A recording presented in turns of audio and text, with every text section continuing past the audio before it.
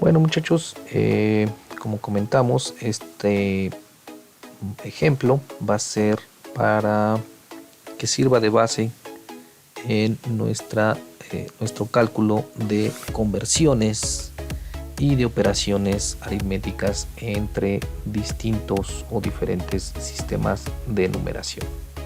¿Ok? Vamos a ver un código inicial que nos permita representar dígitos en diferentes sistemas o números en diferentes sistemas de numeración, hacer conversiones entre ellos y realizar algunas operaciones aritméticas. Vamos a estar trabajando con estos 4 sistemas de numeración básica que dijimos: binario en base a 2 símbolos, octal en base a 8, decimal 10 y hexadecimal 16 símbolos. Y entonces ese número de símbolos quedamos que vamos a considerarlo como la base. Entonces cada dígito, cada número va a estar representado por 2 elementos: el valor o la cadena de dígitos que lo representan y la base a la que pertenece ese número o esa cantidad. Dijimos que son sistemas basados en una posición, que toman como base este teorema fundamental, en el cual pues cada dígito va a tener un valor específico de acuerdo a su posición y a la base a la que pertenece. Entonces, teníamos el ejemplo del 315, que son 3 dígitos en sistema decimal y cada uno se multiplica por la base que determina su posición y su valor.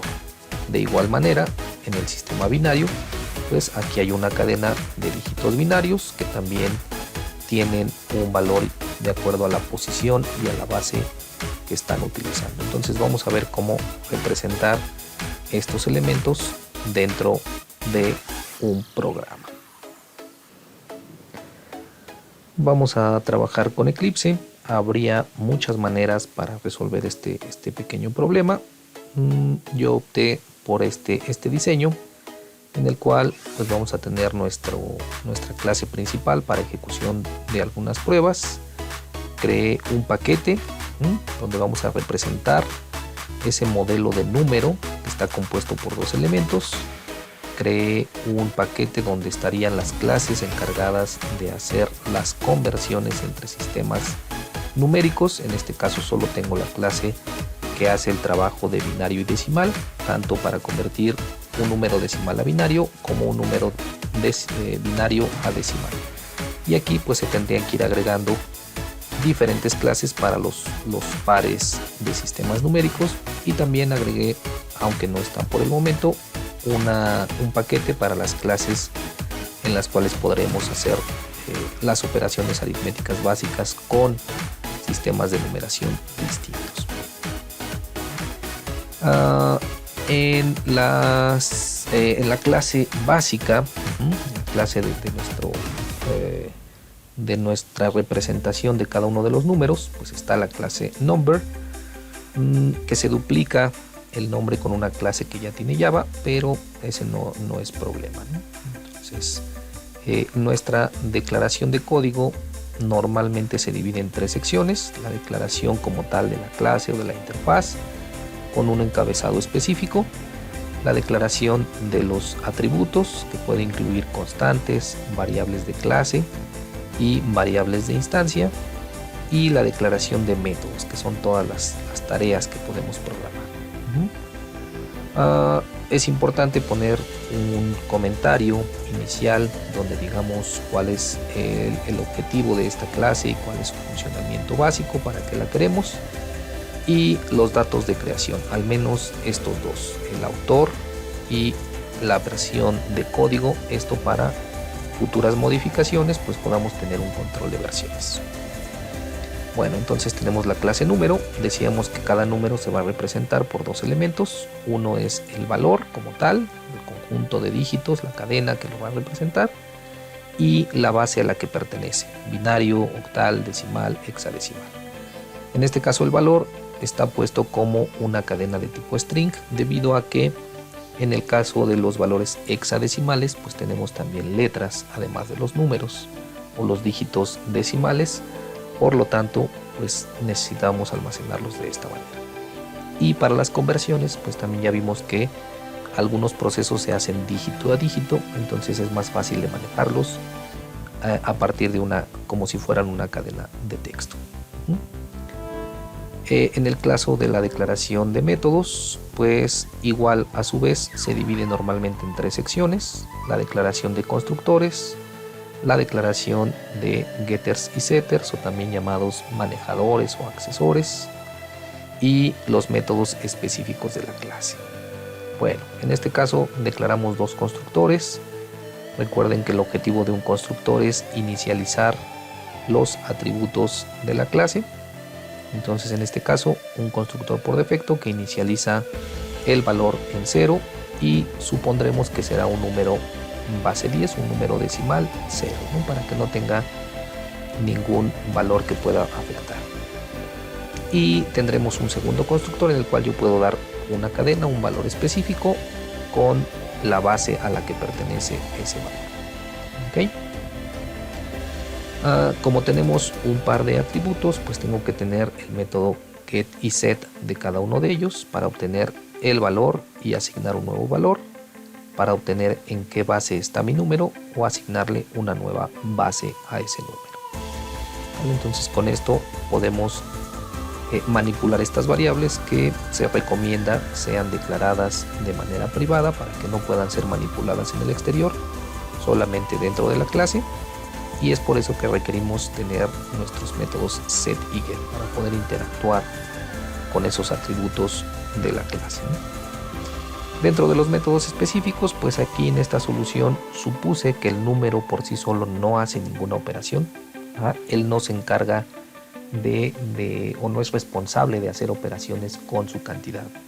Si quiero convertirlo, si quiero incrementar su valor, si quiero sumarlo con alguien más, pues no es responsabilidad del número sumarse con alguien o incrementarlo. Entonces, alguien más tendrá que hacer esa tarea. No tiene una tarea específica o una responsabilidad específica el número. Así que solamente agregué el método toString, que es el que nos va a permitir imprimir de manera rápida el objeto y sus características, que en este caso me va a decir qué número es y en qué base se encuentra ese número. Y es todo lo que va a tener de manera general esta clase. Y pues vamos a ver cómo procesar estos datos, ¿no? Para eso se creó la clase binario decimal.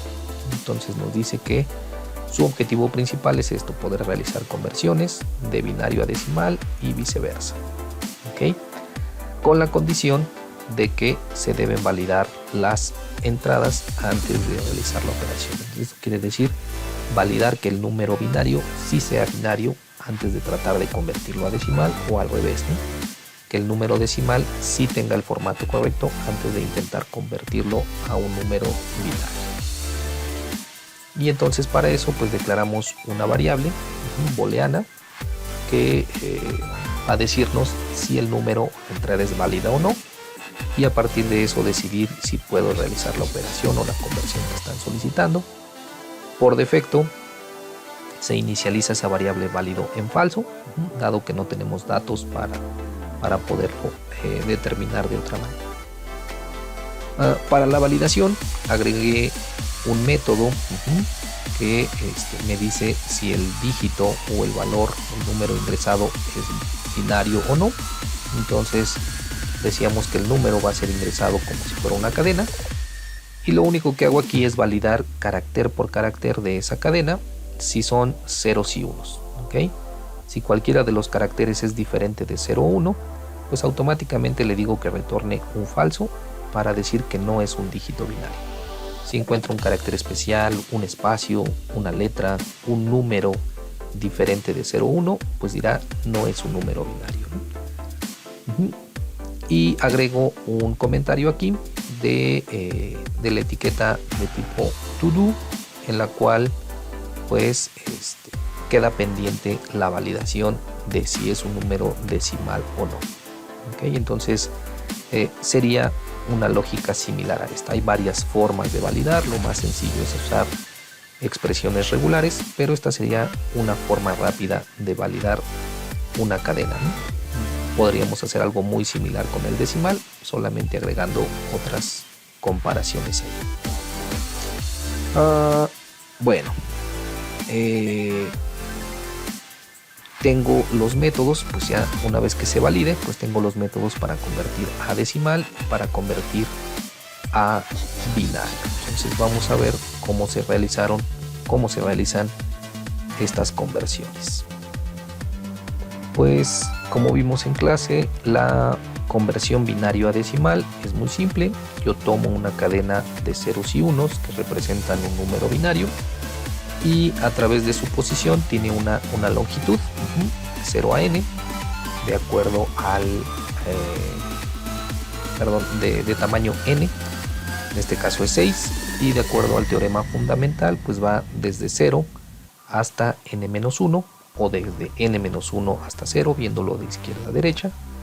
Y entonces al ser 6 posiciones, pues empiezo con la posición 5, el dígito por la base elevado a la posición -1, o al tamaño n-1, al tamaño n-2, n-3.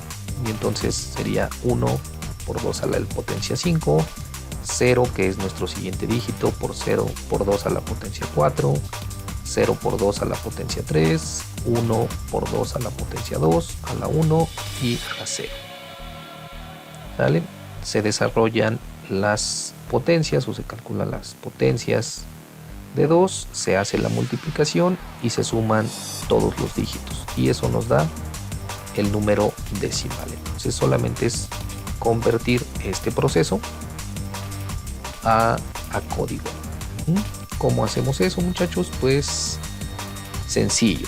Voy a crear un método que va a convertir un número binario a decimal, por lo tanto recibe como entrada el número binario y me regresa un objeto número que en teoría debe tener base 10. Creo mi objeto por defecto, eso quiere decir que va a tener el valor 0 y ya va a estar determinado con la base 10, que es el que genera automáticamente nuestro constructor, valor 0 y base 10, ya es decimal, ¿no? Y lo primero que hago pues es validar con mi método, validar si es un número binario. Obtengo la cadena que está almacenada en este objeto de tipo number y valido con este método que está creado acá arriba. En caso de que detecte que hay un carácter no válido, pues nos dirá que no es un número binario válido y retornará ese número así, con el valor 0, ¿no? No podrá hacer la conversión y el usuario podrá ver el mensaje de que el número no es válido. En caso de que la cadena esté bien formada, que si tenga solamente ceros y unos, pues ahora lo que hago es dividir mi cadena en una serie de dígitos, que las guardamos en un arreglo. Inicializo mi valor decimal en 0 y ahora pues voy a ir recorriendo este espacio de dígitos uno por uno, haciendo la operación que teníamos allá. Tomo el dígito de la primera posición, hablando de izquierda a derecha, tomo el dígito de la primera posición, que sería el de más valor, y lo multiplico por la base, que es 2 elevado a la potencia n-1. Entonces la longitud me da el valor n y entonces yo pongo n-1, ¿sale? Que es el número inicial. Y entonces para que esto vaya decrementando, -1, -2, -3, pues le voy a ir restando el incremento del ciclo for. Entonces el primero sería n-1, si es un dígito de 6 números, pues sería 6 menos 0, después 6 menos 1, 6 menos 2, 6 menos 3, 6 menos 4, 6 menos 5 hasta llegar a 0. Bueno, y eso pues lo va a ir sumando, lo va a ir incrementando al valor decimal. Y al final pues lo único que hago es ese valor decimal que obtuve, lo convierto una vez más a cadena para guardarlo en el objeto número que declaramos al inicio y ya retorno ese objeto con el valor que se haya calculado a partir de esta operación. Muy bien. Bueno, antes de ver la siguiente conversión, vamos a ver las pruebas básicas. Entonces aquí está nuestro archivo de prueba, en el cual pues vamos a probar que se pueden crear números, se puede validar que una cadena es correcta, es binaria, y ambas conversiones, ¿no? Déjenme ejecutar estas pruebas. ¿Vale? Entonces, en primer lugar, pues lo que dice es vamos a crear números, ¿no? Mando llamar al constructor que recibe los parámetros. Digo, bueno, aquí hay una cadena y esa cadena es base 2.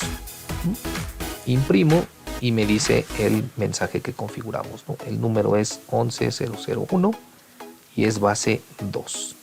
¿Vale? Si yo creo otro y le digo que es el 25 en base 10, pues me da esa información. Número 25 en base 10. ¿Vale? Entonces ya puedo crear objetos de tipo número y darles un valor y la base a la que pertenecen y puedo visualizarlo. Una validación simple para comprobar que nuestro método de validación de cadenas binarias es funcional, pues simplemente es mandarlo llamar, ¿no? Creamos un objeto binario decimal, que es esta clase de operadores, y mando llamar al método, ¿no?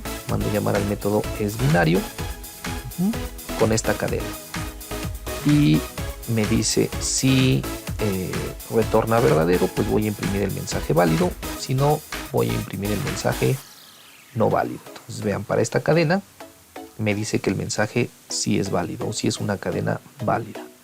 Si yo agrego un 2, por ejemplo, a la mitad y volvemos a ejecutar las pruebas, en este caso me manda el mensaje de que no es válida la cadena. Si pongo un espacio, debería ocurrir exactamente lo mismo. Me dice que no es una cadena válida. ¿Vale? Entonces sí funciona nuestro método y sí me puede decir si una cadena binaria es válida o no. Ustedes tendrían que crear el método y validar que el método para saber si es decimal tiene el formato correcto o no. Bueno, para probar las conversiones, pues simplemente mando llamar al método que acabamos de revisar, convertir a decimal, y le paso como parámetro un número binario. En este caso el número binario es este que está aquí, ¿no? Que corresponde al 25 decimal. Y pues ya aquí me dice número 25 base 10. Ese es el resultado de la conversión. ¿Sí? Aquí agregué un pequeño mensaje para que podamos ir viendo el proceso que sigue en su ejecución. Si volvemos a ejecutar este código, vean, después de decir que es una cadena válida, dice, bueno, el primer dígito va a ser un 1, que es el que estoy pasando, acuérdense, es este de acá. Entonces me dice el primero es un 1 multiplicado por 2 a la posición 4, porque en este caso son 5 dígitos en la cadena. Después un 1 por 2 a la 3, 0, 2 a la 2, 0 por 2 a la 1 y 1 por 2 a la 5. Entonces al sumar todos esos resultados, pues obtenemos que el número es 25 en base 10. Este número binario se convierte a 25 base 10. Si comprobamos este, por ejemplo, es 100, 110. Lo ponemos aquí, 110, pues nos tendría que decir que es el número 38 si todo sale bien, ¿no? Ejecutamos. Creo que me estoy quedando sin pila. Y aquí está, conversiones, 1 por 2 a la 5, 4, 3, 2, 1, y me dice que es el número 38, ¿no? Entonces ya está comprobado que hicimos los cálculos manuales bien. Bueno, de manera similar, pues tenemos el método convertir a binario, que sería el proceso inverso, ¿no? Que decíamos que es un conjunto de divisiones que nos va dando los dígitos de derecha a izquierda. Cada nuevo dígito que vamos obteniendo de los residuos se va agregando a la izquierda del número que ya tenemos.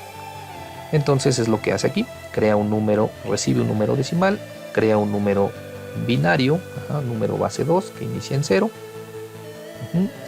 Ahora tenemos una cadena, iniciamos con nuestro valor y vamos a ir haciendo sumas sucesivas, en lo cual obtengo el residuo. El residuo es el que vamos a ir agregando a nuestra cadena binaria, y el valor nuevo pues solo es para calcular la siguiente división. Entonces dejé aquí la impresión para que vayamos viendo los resultados previos. Entonces, por ejemplo, para el número 25 pues es 12 entre 2, sobra 1, después 6, sobra 0, 3, sobra 0, 1, 1, y el número que obtengo pues es este número que está acá, ¿no? Que si nos damos cuenta pues es el mismo que estaba al inicio como el número 25, ¿sale? Entonces si yo pongo esto para comprobar, 11,001, ejecutamos, estamos convirtiendo el número 25 binario a decimal, y estamos convirtiendo el 25 decimal a binario, que nos da exactamente el mismo. Y entonces estas impresiones pues solo para que fueran viendo que estábamos haciendo las divisiones tal y como lo muestra la diapositiva. Bien, entonces es un proceso muy simple, muchachos. Tomar el valor, dividir entre 2 y calcular el residuo, agrego el residuo a mi resultado, actualizo mi valor y otra vez divido el valor resultante entre 2, entre 2, entre 2 hasta que sea 0. Una vez que llegue a 0 se detiene el proceso y ya tengo mi número en binario. Vale, entonces realmente es un proceso sencillo el de la conversión. Habría que agregar, les digo, las demás clases para convertir de decimal a octal, de decimal a hexadecimal, o incluso entre los otros, ¿no? Binario a octal, binario a hexadecimal, en fin, todo ese tipo de conversiones se puede hacer, aunque pues no son necesarias por el momento. Simplemente con poder convertir decimal a los demás elementos y de regreso, por ahora es suficiente. Y quedaría pendiente el agregar las operaciones aritméticas. Bien, entonces sigan este código base para su práctica del resto de las conversiones numéricas.